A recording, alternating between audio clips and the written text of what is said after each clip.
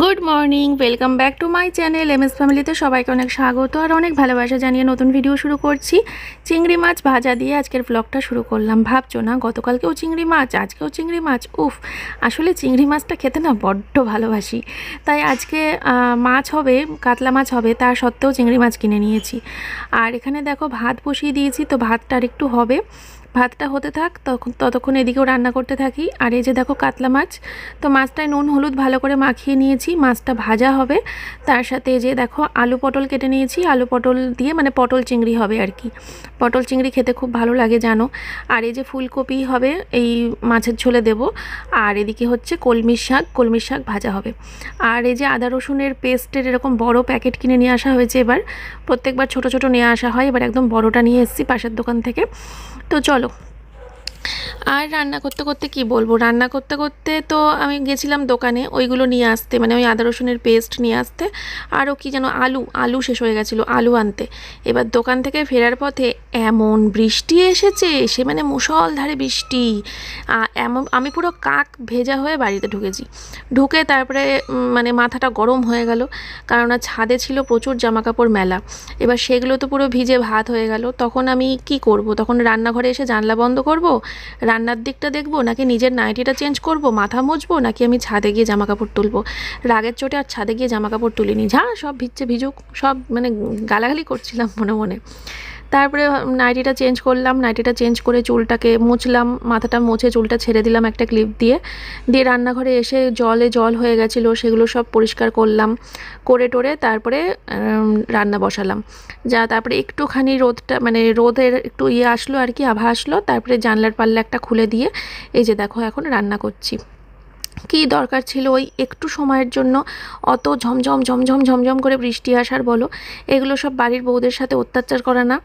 মানে কিছু বলার কোনো মানে সুযোগ নেই, তাই বলতে পারলে তো কাকে বলবো বলো। শুধু শুধু এই অত্যাচার সহ্য করতে হয়। আর এই যে দেখো আমার এখানে আলু পটলের তরকারিটা কিন্তু হয়ে গেছে চিংড়ি মাছ দিয়ে। খুব সুন্দর খেতে হয়েছিল এটা, জানো তো। যদিও আজকে আমরা একবেলা খেয়েছি, দুপুরে, রাতে খাইনি। তরকারিটা পুরো তুলে রেখেছি ঠান্ডা করে, ফ্রিজে পুরো তুলে রেখেছি। পরের দিন হবে, পরের দিন আর রান্না করতে হবে না, এই তরকারিটা দিয়ে হয়ে যাবে। কারণ পরে না মানে খেতে বসে, দুপুরবেলা খেতে বসে কষ্ট হয়ে গেছিলো। কাতলা মাছ, চিংড়ি মাছ, দুরকম মাছ দিয়ে তো ভাত খাওয়া অভ্যাস নেই, একরকম মাছ দিয়েই ভাত খাই আমরা। তো সেখানে দুরকম মাছ করে খেতে বসে খুব মানে বেশি খাওয়া হয়ে গেছিলো, তাই রাত্রিবেলা আর খাইনি, তুলে রেখেছি তরকারিটা। আর ওই যে আমার স্বভাব, একটা করে ওটা পদ রান্না করবো আর কড়াইটাকে ধুয়ে নেবো। তো ওই যে ওই তরকারিটা, চিংড়ি মাছের তরকারিটা করলাম, করে কড়াইটা ধুয়ে নিলাম, ধুয়ে নিয়ে আবার তেল দিলাম, তেলটা গরম করলাম, করে এবার দেখো এক এক করে মাছগুলো ছেড়ে দেবো। তবে ভাজা মাছ দেখে তো একটু লোভ লাগছে, বুঝতেই পারছো। আর সেই লোভের ফলাফল হচ্ছে এই যে সকালবেলা ভাত, যেটা আমি সকালবেলা খালি পেটেই থাকি বা ছাতু খেয়ে থাকি বা চা খেয়ে থাকি, সেখানে আজকে ভাত। ডাল সিদ্ধ ছিল ফ্রিজে একটু, তো মাছ ভাজা দিয়ে ডাল সিদ্ধ দিয়ে চম্পেস খাওয়া খেয়ে রান্নাঘরে ঢুকলাম, দেখি বন্যা বয়ে যাচ্ছে, বন্যা। পুরো রান্নাঘর জুড়ে বৃষ্টি বৃষ্টি বৃষ্টি। দেখো জানলাটা কিন্তু বন্ধ করে দিয়েছি, জানলা বন্ধ করে দেওয়া সত্ত্বেও কীভাবে জল আসছে। আমি বালতিটা রেখেছি আমার সামনে, গ্যাস অবধি পৌঁছাতেও পারছি না বালতিটা রাখার চোটে। কী রাগ ধরছে গো বন্ধুরা, এই দেখো কিভাবে জল ঢুকছে, জানলা বন্ধ কিন্তু তারপরেও জানলা দিয়ে জল ঢুকছে এরকম। ভাই কিছু বলার নেই, ঠিক আছে, এটা আমার ভাগ্য, এটা আমার ভবিতব্য, আমার কপাল, আমি মেনে নিয়েছি। চলো দেখি আর কে কী কত অত্যাচার করতে পারে আমার সাথে। মানে আকাশ মহাদেব, এই পবনদেব, মহাদেব না, পবনদেব। তো যাই হোক আর কি, সব কিছুর সাথে মানিয়ে নিয়ে এখন রান্না বান্না। আর এই যে দেখো মশলা বানিয়ে নিয়েছি একটা মিক্সিতে পেস্ট করে, ওখানে দিয়েছি আমি আদা, গোটা জিরে, টমেটো আর পাকা লঙ্কা, ওগুলো দিয়ে একটা পেস্ট বানিয়ে নিয়েছি আজকে এই কেনা পেস্টটার ব্যবহার করিনি এই রান্নাটাই, ওটা চিংড়ি মাছে করেছিলাম, বাট এই আর কাতলা মাছের এরকম পেস্ট বানিয়ে নিয়েছি। দিয়ে এই যে আলু ফুলকপিটা দিয়ে দিলাম তেলের ওপর, দিয়ে আলু ফুলকপিটা ভালো করে ভেজে তুলে রাখবো। দিয়ে তুলে রেখে তারপরে তেলের ওপরে আবার দিয়েছি হচ্ছে ওই মশলাটা কষিয়ে নিয়েছি ভালো করে, তারপরে আলু ফুলকপিটা দিয়ে দিলাম। আর জানলা খোলা দেখে বুঝতেই পারছো, আবার বৃষ্টিটা চলে গেল, আবার কড়া রোদ্দুর, কী যন্ত্রণা। আজকে রান্না করতে গিয়ে না মাথা গরম হয়ে গেছিলো, ঝমঝম করে বৃষ্টি আবার রোদ্দুর, ঝমঝম করে বৃষ্টি আবার রোদ্দুর। আর এই ওয়েদারের সাথে তাল মিলিয়ে আমার সংসার। তো এই যে সব সবজির খোলাগুলোকে তুলে নিলাম, ওই কলমি শাকটা কেটেছিলাম, আরও সবজির খোলা টোলা ছিল সব পরিষ্কার করে নিলাম। আর এই যে এখন লাস্ট পদটা রান্না হচ্ছে। আজকে একটু ভুলই করে ফেললাম, এই রকম ওয়েদারে আমার একদম উচিত হয়নি 3 রকম পদ রান্না করা। রোজ যেমন দু রকম করি, ওই 2 রকমটাই ঠিক ছিল। কিন্তু জামা কাপড়গুলো মেলার পরে ঝমঝম ঝমঝম করে বৃষ্টি হয়ে গেছে বিশাল জোরে, তারপরে ভিজলো সব, তারপরে পোড়া রোদ্দুর দিয়েছিল, তারপরে সব শুকিয়ে গেল। এখন আবার আকাশে মেঘ করেছে।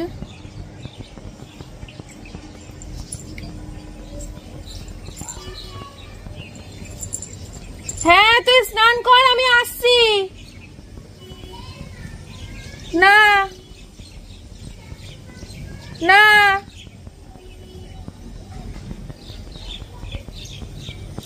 ভালো লাগছে না আজকে, খুব বিরক্ত লাগছে। সকালবেলা ঘুম থেকে উঠে ওই বৃষ্টির জলের মধ্যে রান্না বান্না করে না আমার পুরো মুড অফ হয়ে গেছে। আজকে দোকানে যেতে হবে।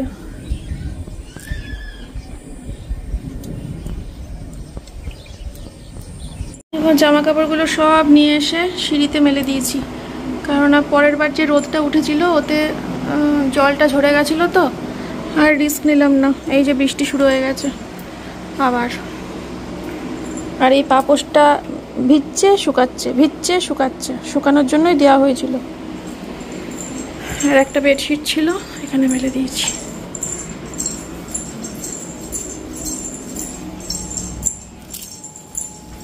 ভাত স্নান করেছে, দরজা দেয়নি।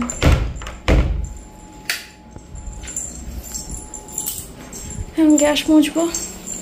এই জায়গাগুলো কত নোংরা হয়েছে দেখতেই পাচ্ছ, তেল ছিটেছে দেখো। এই জায়গাগুলো সব মুছতে হবে, পরিষ্কার করতে হবে, গ্যাস ট্যাস সব স্কচ ব্রাইট দিয়ে মাজতে হবে।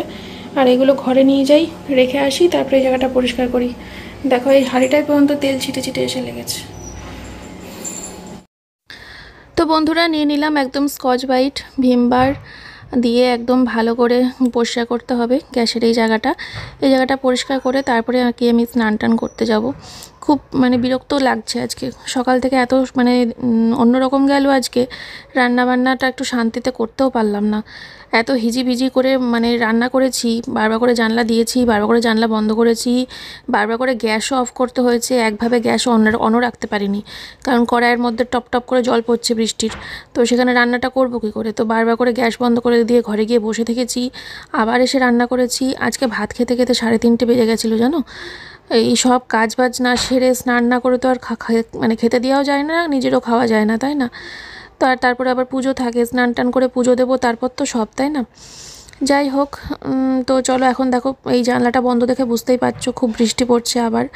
তো এখন ছাদটা এইদিকে নেই, ছাদটা ওইদিকে রয়েছে, তার জন্য এইদিকে আর জানলা দিয়ে জল ঢুকছে না, তার জন্যই পরিষ্কার করতে পারছি। নাহলে এইসব পরিষ্কার করা সব ফেলায় ধুয়ে দিয়ে আমাকে আবার স্নান টান করে সে বিকেলে পরিষ্কার করতে হতো। ভাগ্যিস বৃষ্টির ছাদটা এখন ওইদিকে। তো চলো এই জায়গাগুলো ভালো করে পরিষ্কার করে নিচ্ছি, আর স্কচ ব্রাইট ভিম বার দিয়ে মুছে নিয়েছি, তারপরে জল ন্যাকড়া দিয়ে ভালো করে মুছে নিচ্ছি 2-3 বার করে। আজকে একটু তেল ছিটে ছিটে এসে লেগেছে এদিক ওদিক, বুঝলে। তো তার জন্যই। আর গ্যাসের ঝিকগুলো সব নামিয়ে দিলাম এঁঠো বাসনের সাথে। দিদি তো আসবে বিকেলবেলা 5টা নাগাদ এসে তারপরে ওই বাসনগুলো সব মেজে দেবে, মেজে টেজে এই পাশটাই উপর করে রাখে। তারপরে আমি আবার সন্ধ্যাবেলা যখন উঠি চা করতে, তো তখন ওই মাজা বাসনগুলোকে গুছিয়ে নিই। আর যদি তখন নাও গোছাই, রাত্রেবেলা শোয়ার আগে তো গোছাবোই, এটা মানে কনফার্ম আর কি। তো এই তো ভালো করে মুছে টুছে নিলাম, দিয়ে এখন নেতাটাকে ধুয়ে দেবো, আর তারপরে সোজা স্নান করতে চলে যাব। স্নান করার জন্য শরীরটা হাঁসফাঁস করছে, অস্বস্তি করছে গায়ের মধ্যে, জানো না। তো দেখো বন্ধুরা, স্নান টান করে ফুল টুল তুলে কি সুন্দর করে পুজো দিয়ে নিয়েছি গুছিয়ে ঠাকুরগুলোকে, আর ধূপকাঠি দেখিয়ে তারপরে এখন হচ্ছে খাবার বাড়তে যাব। তো বন্ধুরা স্নান টান করে পুজো দিয়ে উঠলাম, চলো তোমাদেরকে রান্নাগুলো একবার দেখিয়ে নিই, তারপরে সোমনাথকে খেতে দেবো, মেয়েকে খাওয়াবো, আমি পরে খাবো, কারণ ভাত খেয়েছি তো সকালে, ইচ্ছে করছে না খেতে। যদিও অনেক বেলা, এখন 3:30 বাজে কাটায়। এখানে এনে রেখেছি, ঘরে এনে রাখি, তোমরা জানো। এই যে কলমি শাক ভাজা,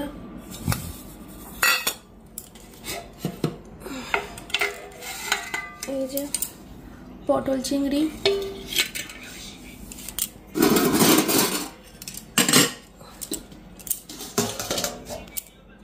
আছে মাছের ঝোল। এবার বলো তো কোনটা দেখে লোভ লাগছে? না, যদিও আমার রান্না দেখে লোভ লাগে না, এরকম কমেন্টও প্রচুর আসে।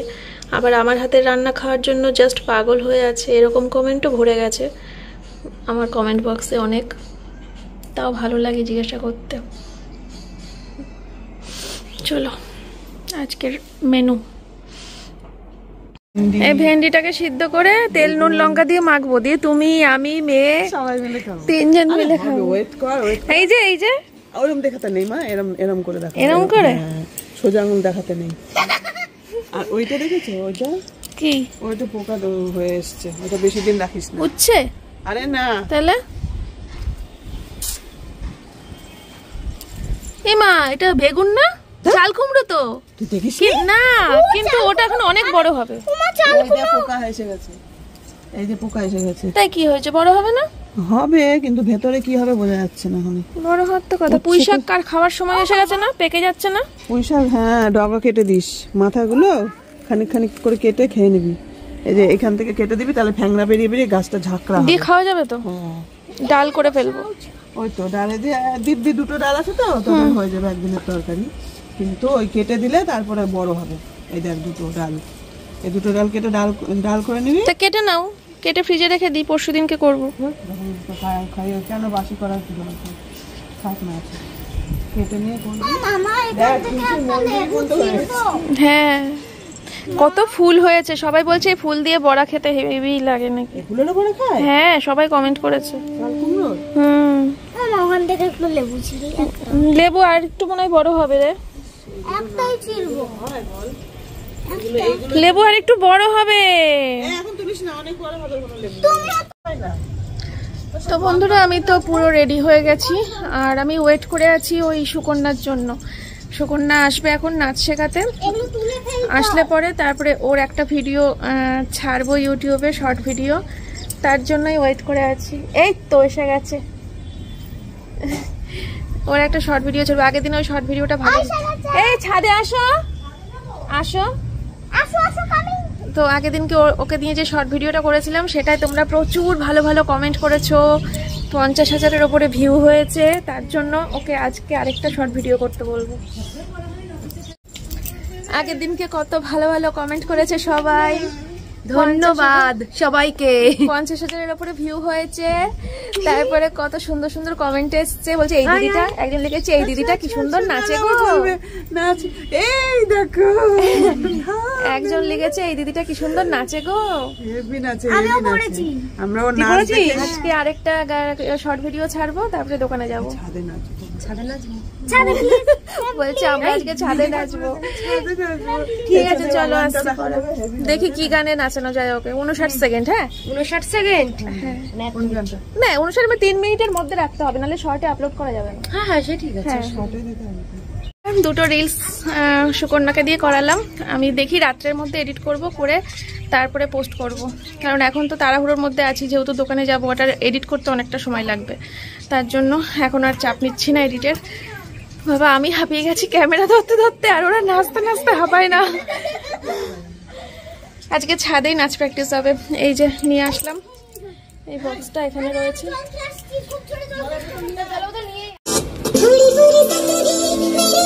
आज तक क्षमा भी करवाना होता था, लेकिन आज परवाने पे ये क्षमा करने को तैयार है।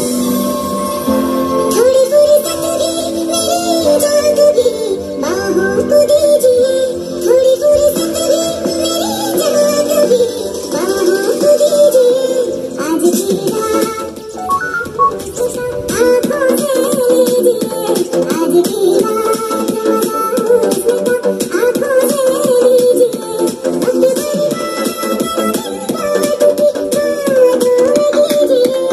वक्त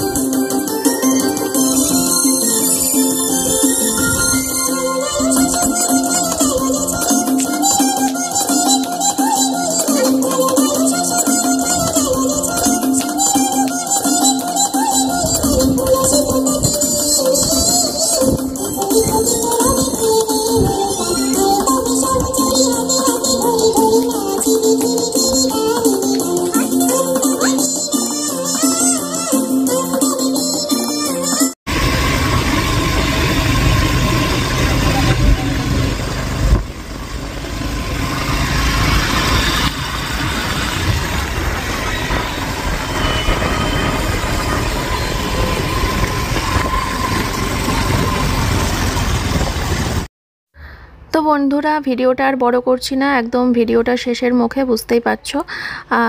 এখন আমরা দোকানে যাচ্ছি, আর দোকান থেকে ফিরেছি অনেকটা পরে। বাড়ি ফেরার পথে আবার একটু রানাঘাট বাজারেও গেছিলাম। দোকান থেকে বাড়ি ফেরার পথে রানাঘাট বাজারে গিয়ে বিরিয়ানি করার জন্য হাঁড়ি খুঁজছিলাম, বুঝলে তো। কিন্তু সারা রানাঘাট ঘুরেও মানে সেই হাঁড়ি আমি খুঁজে পাইনি, অনেকগুলো দোকান ঘুরেও। তারপরে দেখি মাকে বললাম যে মা তুমি কালকে নিয়ে এসো, একটা হাঁড়ি কিনে দিও আমাকে, আমি মানে দিয়ে দেবো, দোকানে যা লাগবে না লাগবে। তো তারপরে মা দেখি কি কালকে কি করে, সে তোমার পরের ব্লগে জানতে পারবে। যাই হোক, তো চলো বন্ধুরা, এখন দোকান থেকে বাড়ি গিয়ে আর ব্লগ শেয়ার করবো না কিছু। বাড়িতে গিয়ে তারপরে খাওয়া দাওয়া করে ঘরটর গুছিয়ে রেস্ট নেবো, শুয়ে পড়বো। ভালো থেকো, সুস্থ থেকো, দেখা হচ্ছে কালকে, টাটা।